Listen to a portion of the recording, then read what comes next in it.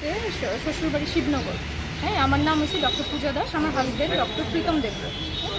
আর সকাল সকাল আমরা সবাই ঘুমিয়ে আসি, তো অনেকবার বেল বাজাইছে। তখন আমি উঠছি না, আমার শাশুড়ি মা উঠে সেরে গেছে, গেট খুলে সেরে দেন শাশুড়ি মা দেখছে কিন্তু 4-5 জন লোক আইছে।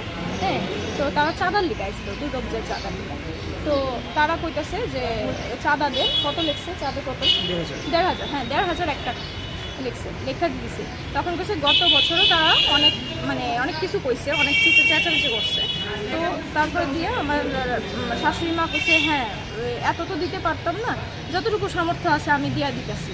তখন আমরা কিন্তু করছি না। তো কইছে 500 টাকা ধরা দিয়ে গেছে, 500 টাকা নেন, ব্যাস এই মার নামে এই টাকা দিলাম। তো তারা বলছে না এই টাকা হইতো না, গত বছরও যত টাকা লিখছি 1700-এর মতো টাকা লিখছে, এই টাকাও দিতে লাগবো, এবারে 1500 টাকাও টোটাল মিলে দিতে লাগবো, 3-4 হাজার টাকা দিতে লাগবে। তো আমরা কাছে না এত টাকা তো দিতে পারতাম না, শাশুড়ি মা করে তো পারতাম না, 500 টাকা হইলে নো, নাহলে এর থেকে বেশি বাবা আমি দিতে পারতাম না। তারপরে দিয়া তারা ভীষণ চেঁচামেচি করতেছে, আমরা শুনছি না কি হয়েছে, তখন আমি ঘুমিয়ে আসলাম। তখন আমার দেওর গিয়া সেটা তারা ধরছে। হ্যাঁ, তার সাথে কথা বলে আসছে। এমনি তারা কোথা থেকে এসেছে? তারা উদিচি ক্লাবের সদস্য, মেম্বার সদস্য, তারা 5-6 জন আসছে। নাম জানি না, তারা উদিচি ক্লাবের আমাদের পাড়ার আর কি। এখন আপনারা থানাতে ওর বিরুদ্ধে মামলা করবেন? হ্যাঁ হ্যাঁ হ্যাঁ, খুব মারধর হয়েছে। আমার হাজবেন্ড আমার শাশুড়ি মারে ধাক্কা দিয়া, এভাবে একটা মহিলারে কিভাবে পুরুষ মানুষের ধাক্কা দিতে পারে আমি জানি না, এমনি করে ধাক্কা দিয়া সেটা তারা ভিতরে ঢুকতে আসলো। তখন গিয়া কয় কি হয়েছে, আমার মারে কেন ধাক্কা দিছো তোমরা?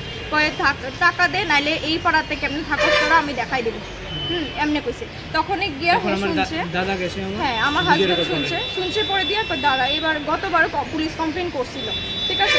এইবার আমি দেখালো, আমি আগের বার তো কোনো কিছু লইতে পারছি না ভিডিও, এইবার আমি প্রমাণ রাখুন যাতে দেখাইতে পারি পুলিশে। তো নিয়ে গেছে প্রমাণ, ভিডিও রেকর্ড করতে আসলো। আর তারা হাতাপাই করে হেরে ঘুষি মারছে, ফোনটা নিতে গিয়ে হেরে ঘুষি মারছে, নাচে নোজ ব্লিডিং হয়েছে, হেরে আইসি আমি দেখাই আনছি।